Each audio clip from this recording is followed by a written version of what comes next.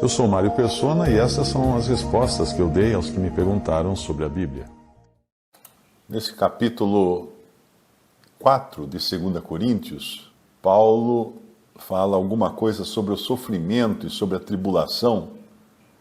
E ele veio lá desde do versículo 7, quando ele fala do tesouro que temos em vaso de barro, mostrando a fragilidade do nosso corpo.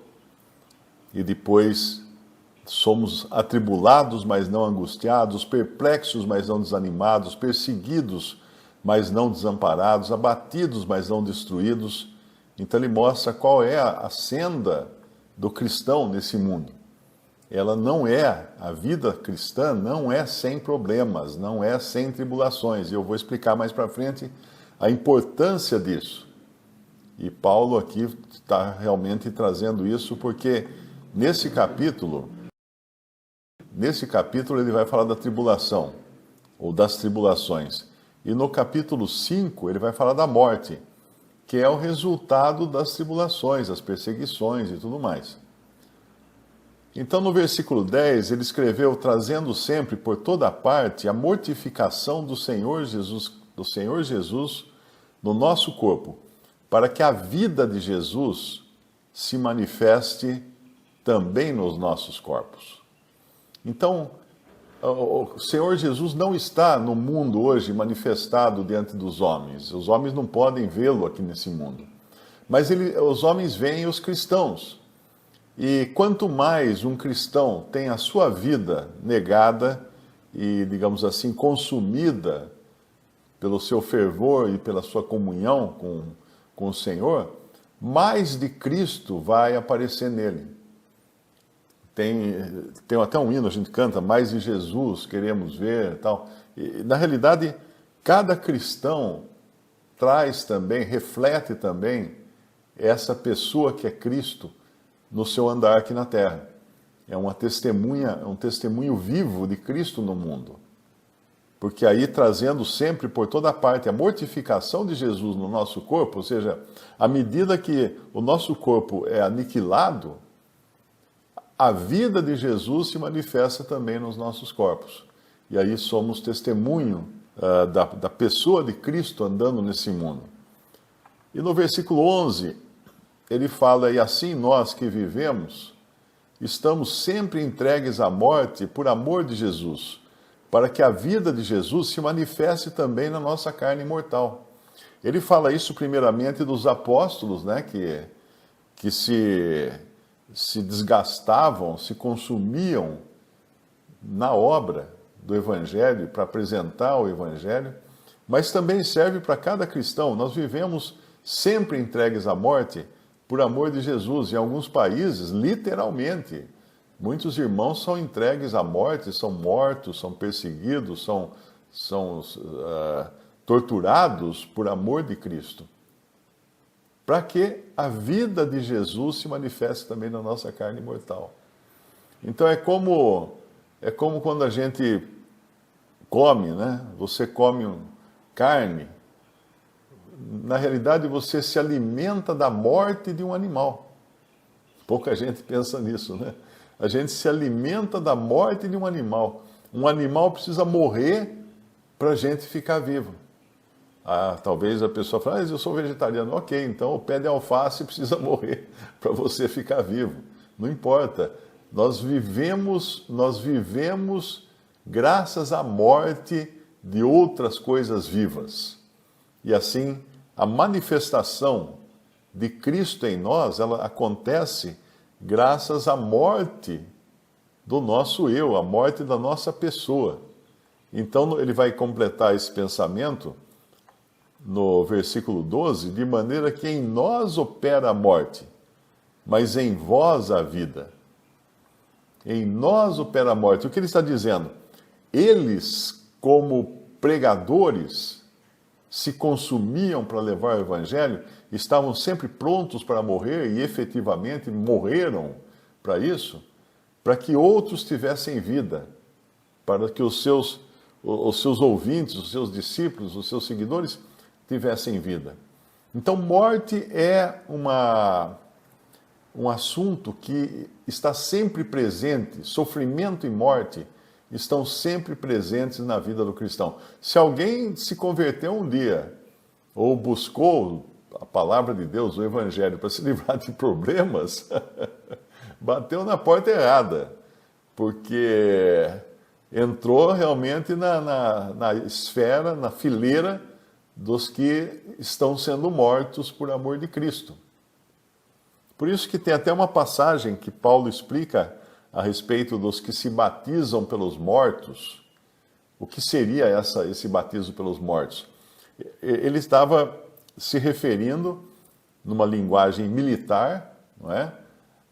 Naquele momento de grande perseguição, de grande martírio, de grande matança de cristãos, àqueles que entravam nas fileiras cristãs através do batismo para ocupar o lugar dos que tinham tombado no combate. Então eles se batizavam pelos mortos, não que o batismo deles tivesse alguma eficácia de salvar alguém, nada disso. Eles se batizavam no lugar dos que tinham morrido, tinham caído no seu testemunho aqui nesse mundo, sendo martirizados, sendo mortos pelos inimigos da cruz de Cristo. Esse assunto morte, né, é interessante que eu sou um pouquinho familiarizado com isso, porque passei minha infância, a maior parte da minha infância, morando numa casa na Rua Boa Morte. Chama-se aqui em Limeira uma rua, ela se chama Rua Boa Morte. E essa Rua Boa Morte, curiosamente, ela termina na Vila Paraíso. Olha que bonito, né? É a coisa já bem planejada. Você mora na Boa Morte e vai acabar no Paraíso. E hoje eu moro numa rua, chama-se Santa Cruz. Ela é 2 quadras abaixo da Avenida Saudade. Avenida da Saudade. E esse terreno onde foi construído o prédio que eu moro, era um quarteirão inteiro. Foram construídos 3 ou 4 prédios nesse quarteirão. Era a antiga Santa Casa de Misericórdia, que foi demolida, construída em outro lugar. E aqui, como é centro da cidade, construíram prédios residenciais no lugar. Então eu moro no lugar da antiga Santa Casa. E curiosamente, o meu prédio fica vizinho a outro prédio que está exatamente em cima do necrotério da Santa Casa. Quer dizer que se alguém tem medo de fantasma ali, não pode morar nesse outro prédio, que ele deve ser mal assombrado. Brincadeira. Mas eu moro nessa rua Santa Cruz, 2 quadras para cima começa a Avenida da Saudade, que vai terminar onde? No cemitério. No cemitério.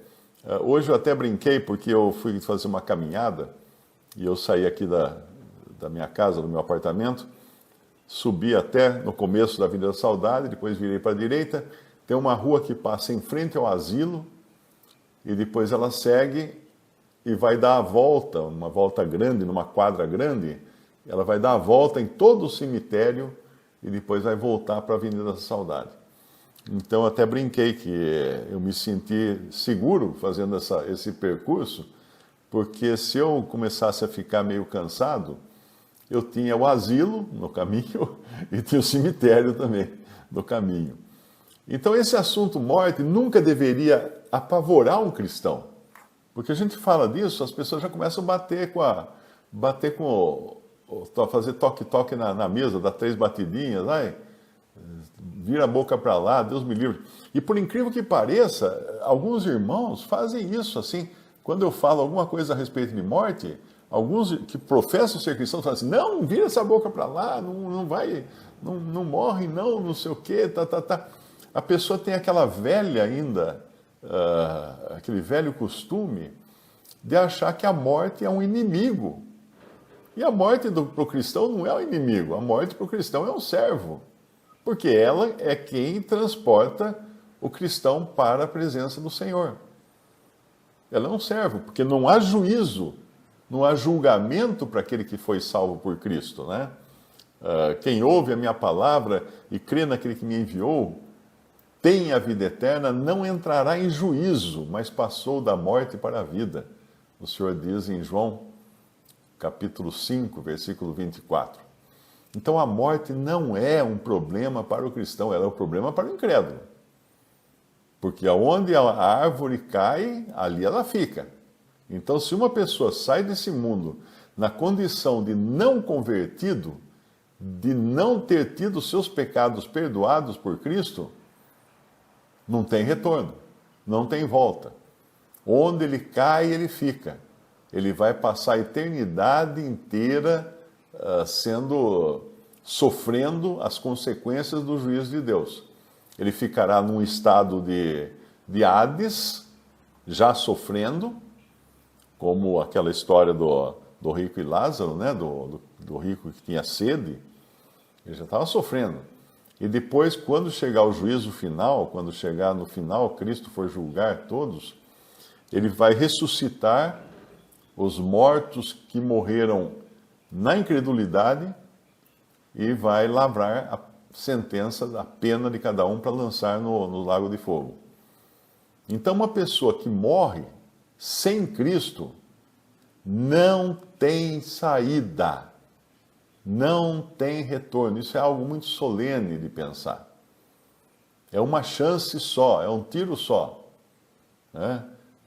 Cristo virá e ressuscitará primeiro os que foram salvos, e 1000 e poucos anos depois ressuscitará os perdidos também para serem lançados no lago de fogo. Então a chance é agora. Se alguém está me ouvindo aqui e ainda não tomou uma decisão de crer em Jesus como seu Salvador, de ter os seus pecados todos perdoados, a qualquer momento a morte pode chegar. Nós estamos vendo agora, inclusive no noticiário, né? Alguns dizem que foi da vacina, outros dizem que não, diz que é a poluição, que é o aquecimento global, que é não sei o quê, mas um número grande de mortes de pessoas jovens, de ataque cardíaco em pessoas jovens. Eu estava até em crianças, inclusive, muitas crianças morrendo de ataque cardíaco. Eu estava hoje assistindo até eu gosto daquela série Dr. House. Eu já assisti inteirinha uma vez e agora decidi assistir de novo, que eu acho os diálogos bem inteligentes, né? E tem um episódio que eu estava vendo, que é uma menina de 13 anos, eu acho, e ela tem um ataque cardíaco. E na própria série, os médicos que a socorrem falam assim, não, mas não pode ser problema de coração, porque criança de 13 anos não tem ataque cardíaco. Interessante isso, porque hoje nós estamos vendo morrer criança de monte aí com ataque cardíaco. Mas, de qualquer maneira, para o cristão, independente de como essa morte venha, ele está salvo. Ele vai para a presença do Senhor. Ele vai para a presença de Cristo. Então, por isso que ele não tem receio, ou não deveria ter receio, da morte. Você pode ter receio da doença, da dor, do sofrimento que antecede, às vezes, a morte. Mas a passagem, não. Fechar os olhos aqui e abrir na presença do Senhor, medo de quê? Não tem nada, não é desconhecido. É estar junto com aquele com quem você esteve junto a sua vida toda de convertido aqui na terra. Aquele com quem você teve comunhão a vida inteira aqui na terra, a sua vida de convertido aqui na terra, né? Aquele a quem você orava todos os dias, aquele a quem você agradecia todos os dias, dava graças todos os dias, então você vai estar com ele. Não é para um cristão ter medo, ter receio disso. Ele pode ter receio da dor, do sofrimento, etc. Mas continuando então aqui no capítulo 4, versículo 12, de maneira que em nós opera a morte, mas em vós a vida. Ele está falando aqui a respeito dos irmãos, né, que foram evangelizados até por Paulo e por outros apóstolos, e embora os apóstolos se desdobravam, se desgastavam, e tinha a morte operando neles o tempo todo, diante de tantos perigos e tanta coisa, para os que os ouviam, operava a vida. Daquela maneira que eu falei, né? Para uma pessoa, para sobreviver, ela tem que comer a morte de outro ser vivo. Tá bem, graças a Deus tá bem. Pedrão tá feliz, está contente. Eu espero que a gente seja arrebatado antes de passar pela morte, né? Porque a minha preocupação é sempre essa, eu fico sozinho com ele aqui, né? Tem uma empregada que vem de manhã, faz o almoço, lava a roupa, tal, e vai embora na hora do almoço, um pouco antes da hora do almoço ela vai embora. E antes eu tinha duas que ficavam aqui se revezando, né? Porque eu precisava de mais uma para quando eu viajava muito, então tinha que ter uma para dormir aqui quando eu viajava.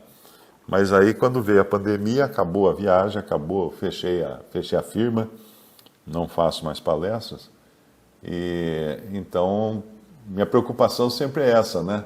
Chega tipo hoje, é sexta-feira, vai dar um piripaco aqui em mim e eu morro. Só vão descobrir isso na segunda-feira. E o Pedro vai ter que se virar aí, não sei como, vai ter que fazer jejum o final de semana, engatinhando para um lado para o outro, sem ninguém para cuidar dele. Mas pode acontecer, claro, porque aconteceu como aquele irmão, né, o irmão aqui de Limeira, que foi morar nos Estados Unidos para trabalhar, um jovem, e ele faleceu no apartamento que ele morava sozinho. Mas ele estava em contato, fazendo chat com a irmã dele. E de repente ele parou de falar no chat.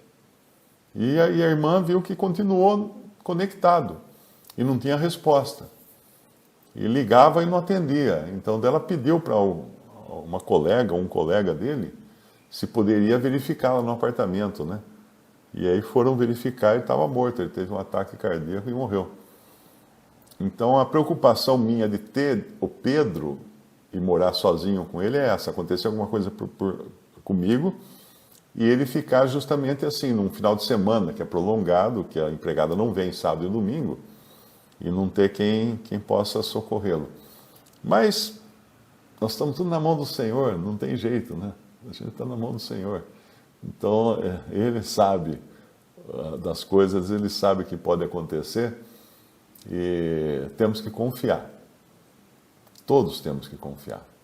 Porque eu tenho esse problema, outros têm outros problemas. Não tem jeito. Esse mundo aqui não é uma Disneylândia, não. Visite o canal Respondidas no YouTube. Também respondi.com.br e 3minutos.net. Baixe os livros e o aplicativo.